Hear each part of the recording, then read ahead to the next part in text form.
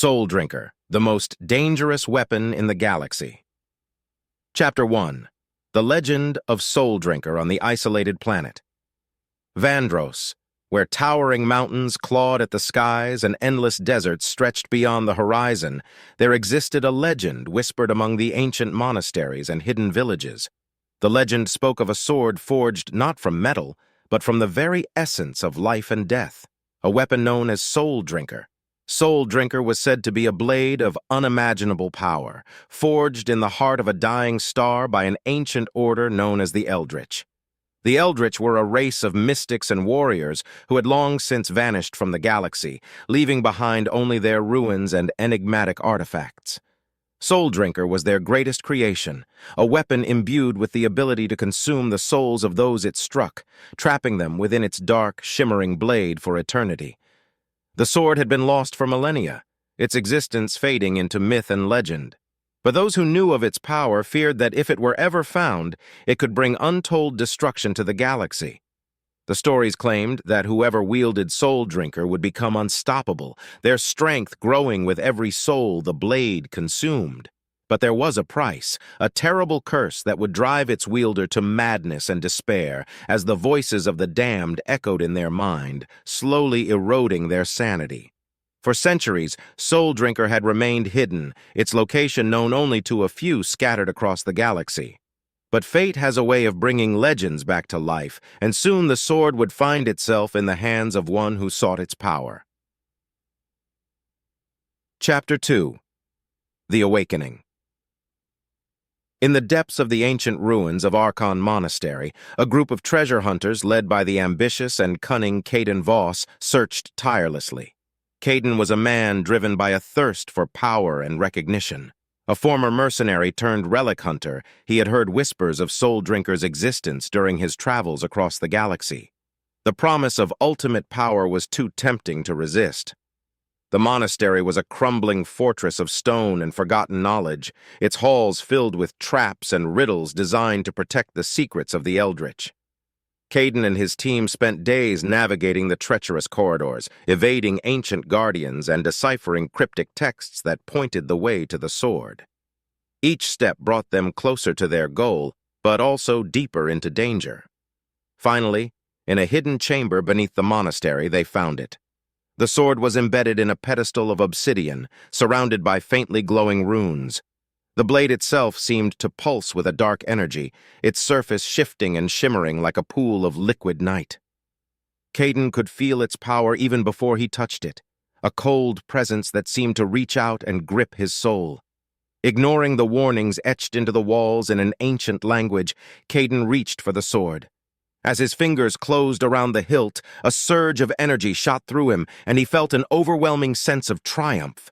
This was it, the power he had sought for so long. He had found Soul Drinker, and it was his to command. But as he pulled the sword free from the pedestal, something ancient and terrible stirred. The runes flared to life, and a low, guttural whisper filled the chamber, speaking in a language no living being could understand. The walls trembled and the temperature plummeted. Caden's companions looked on in fear, but Caden himself was consumed by the sword's power, oblivious to the growing danger. As the whispers grew louder, Caden felt a sharp pain in his chest. The blade, now fully in his grasp, began to glow with a sickly light. The souls trapped within the sword for millennia awoke, their anguished cries filling Caden's mind. He stumbled back, clutching his head as the voices overwhelmed him. But even as he fought to maintain control, he could feel the sword feeding off his fear, his anger, his very essence. One of his companions, a seasoned warrior named Relic, stepped forward, concern etched on his face. "Caden, put the sword down! This is too dangerous!" Caden looked up, his eyes wild. "No, this is the power I've been searching for. I won't let it go!" Before Relic could react, Caden swung the sword, and with a flash of dark energy, Relic was struck down. The sword drank deeply, absorbing Relic's soul into its blade. Caden felt a surge of power, but with it came the voices. More of them now, louder, more insistent. The sword was alive, and it was hungry. The rest of Caden's team, horrified by what they had witnessed, fled the chamber, leaving Caden alone with his newfound power and his curse. Chapter 3. The Descent. Caden Voss emerged from the ruins of the Archon Monastery a changed man. The power of Soul Drinker coursed through him, making him stronger, faster, and more formidable than ever before. But the voices in his head, the souls trapped within the blade, never ceased their torment. They whispered to him day and night, eroding his sanity with every passing moment. Despite this, Caden's reputation as a warrior grew. He began to carve a path of destruction across the galaxy, using Soul Drinker to defeat any who stood in his way. Word of his exploits spread, and soon entire worlds trembled at the mention of his name. Caden Voss, the wielder of Soul Drinker, was feared by all. But with each soul the sword consumed, Caden's mind slipped further into madness. The sword demanded more, and Caden found himself driven to seek out ever greater challenges, ever more powerful foes, in a desperate attempt to silence the voices. The curse of Soul Drinker was relentless, and it became clear that the sword was not merely a weapon, it was a parasite, feeding on Caden's soul as much as those it struck down. One day, Caden arrived on the planet of Celestra, a world known for its powerful warriors and rich history of martial arts. Here, he hoped to find a worthy opponent, someone who could give him the release he craved, either through victory or death. The people of Celestra, recognizing the danger he posed, sent their greatest champion to face him, a monk named Kale, a master of the way of the empty mind. Kale was unlike any opponent Caden had faced before. He was calm, composed, and seemed immune to the fear that Soul Drinker inspired in others. As the two clashed, Caden realized that Kale's strength came not from physical power, but from an inner peace that the sword could not touch. No matter how many times Caden struck, Kale seemed to absorb the blows, deflecting them with a grace that only served to frustrate the maddened warrior further. But Soul Drinker was relentless. Caden's desperation grew, and with it the sword's hunger.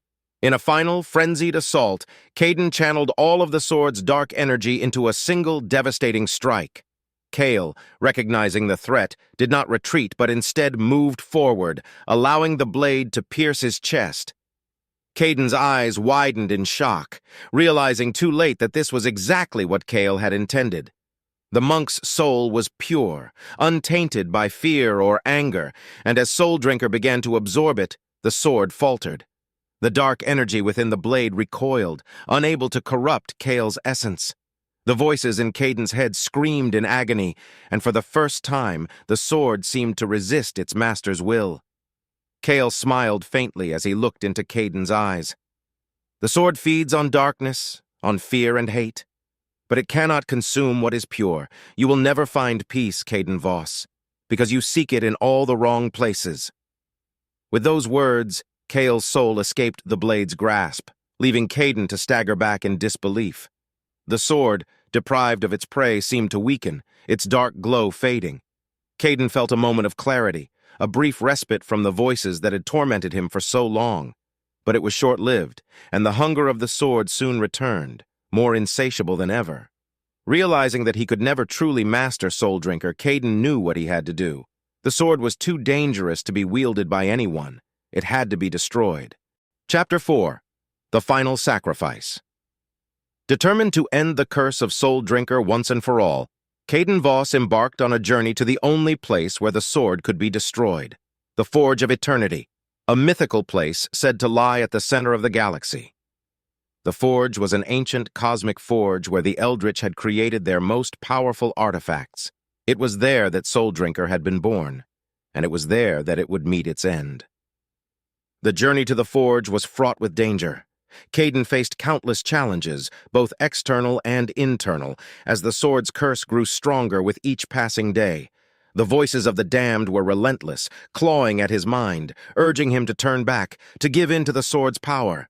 But Caden pressed on, driven by the memory of Kale's sacrifice and the desire to end the sword's evil once and for all. Finally, after what seemed like an eternity, Caden reached the Forge of Eternity.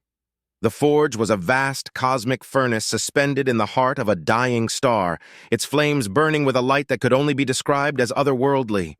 Here, in this place of creation and destruction, Caden prepared to make the ultimate sacrifice. As he stood before the forge, Caden drew Soul Drinker one last time. The sword pulsed with dark energy, the souls trapped within it screaming in defiance. The blade was more powerful than ever, but Caden knew that it was also vulnerable. The Forge of Eternity was the only place in the galaxy where the sword could be unmade. Its power returned to the stars from which it had been forged. But as Caden prepared to cast the sword into the forge, the voices in his head intensified. The souls within the blade pleaded with him, promising him unimaginable power, eternal life, if only he would spare them. They offered him everything he had ever desired: wealth, glory, dominance over the galaxy. For a moment, Caden hesitated, the temptation almost too great to resist. But then he remembered the faces of those he had slain, the lives he had destroyed in his pursuit of power.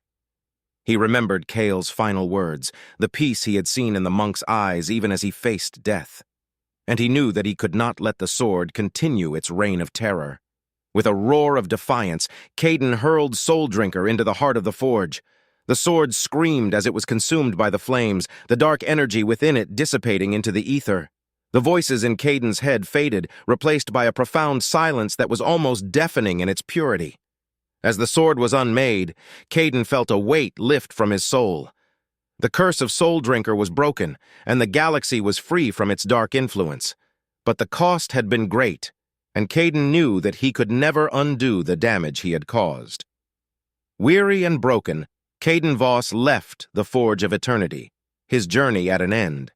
He had destroyed the most dangerous weapon in the galaxy, but the price of that victory would haunt him for the rest of his days.